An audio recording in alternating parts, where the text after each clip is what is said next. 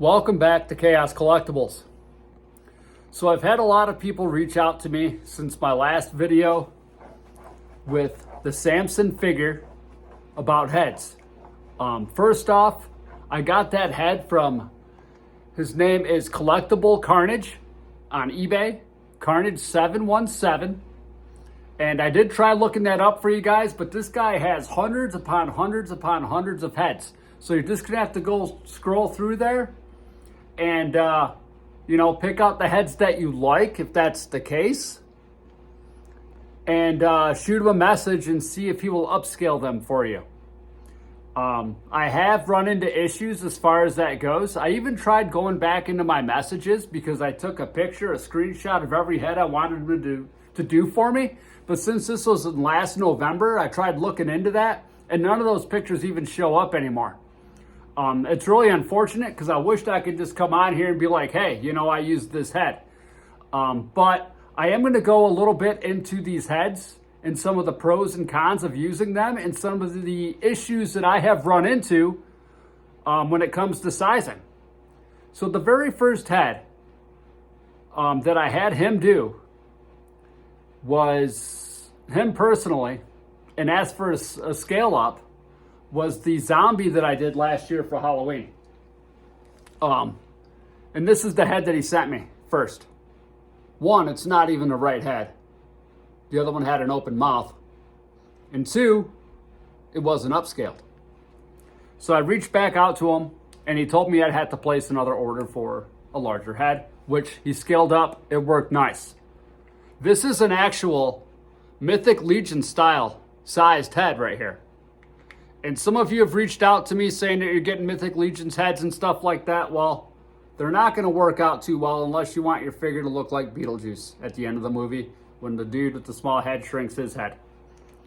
And then I ended up having him scale up a bunch of heads for me. So this is another one that I have, right? Scaled up, pretty decent. Well, here's another one that he sent me with that same lot. Look how much smaller this head is. So it's not as small as this guy, but it's still pretty damn small if you compare it to this head, or if you even compare it to a Jungle Lord head, right? So that's the issue. That's one of the cons of reaching out to people and having them do this type of thing for you, because a lot of these people don't really know the Zolo bodies too much. And some of you might not even, customize Zolos.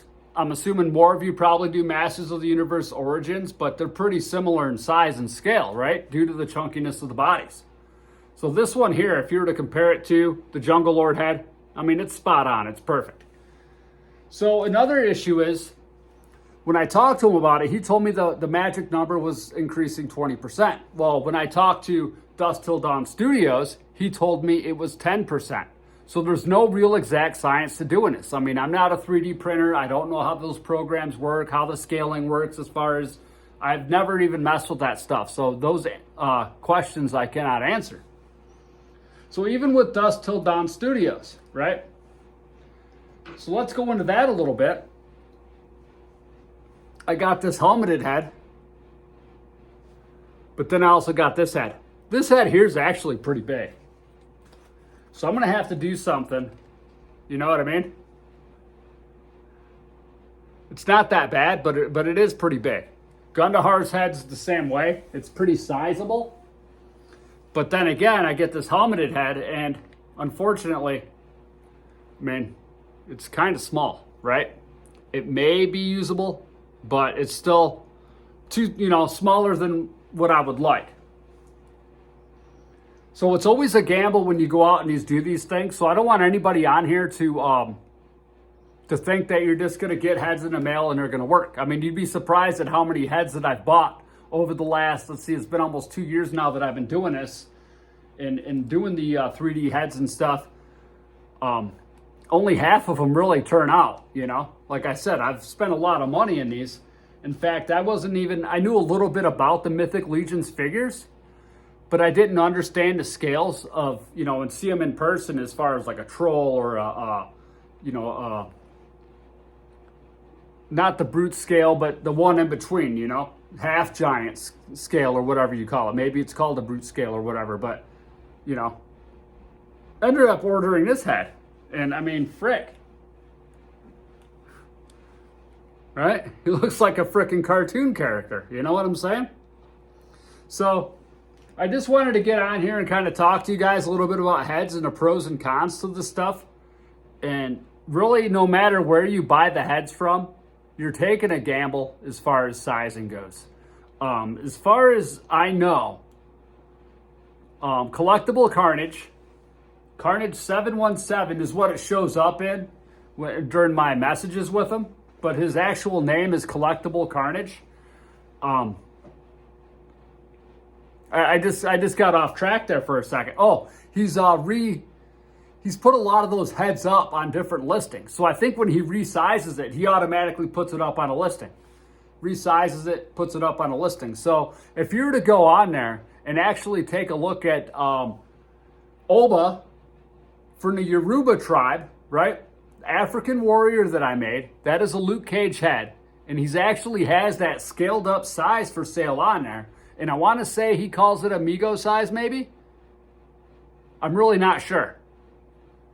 But I wanted to get on here and just kind of go over some of this stuff with you guys, because the last thing I want to do is mislead anybody into thinking that they can just go out there, pick up a 3D head, slap it on the body, and it's going to work.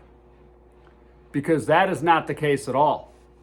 So, you know, you're going to run into situations where the head could be too small, it may be slightly too big, or maybe the head works out, but you're still going to have to figure out sculpting the neck on there, getting it to stay on the body. I mean, something like this, you might be able to pop it onto an Origins figure or something. I don't know. I don't collect Masters of the Universe Origins figures.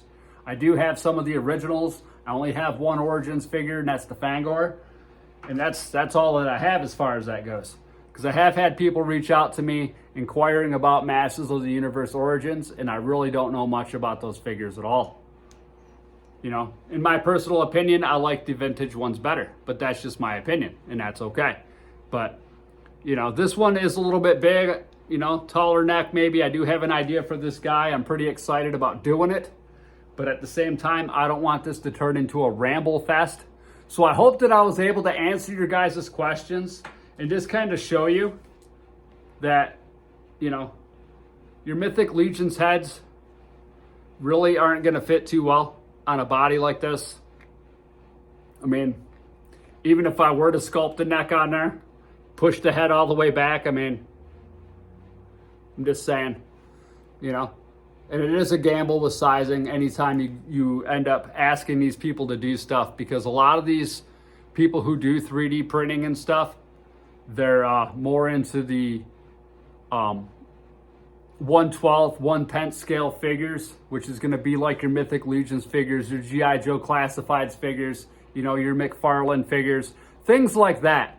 You know, this is not a common ground for people to do 3D printing stuff on. And I wish there was more people out there that would, but, you know, that's just kind of where we're at right now. But, yeah, thanks again for tuning in, everybody. I hope you all have an awesome day. Until next time.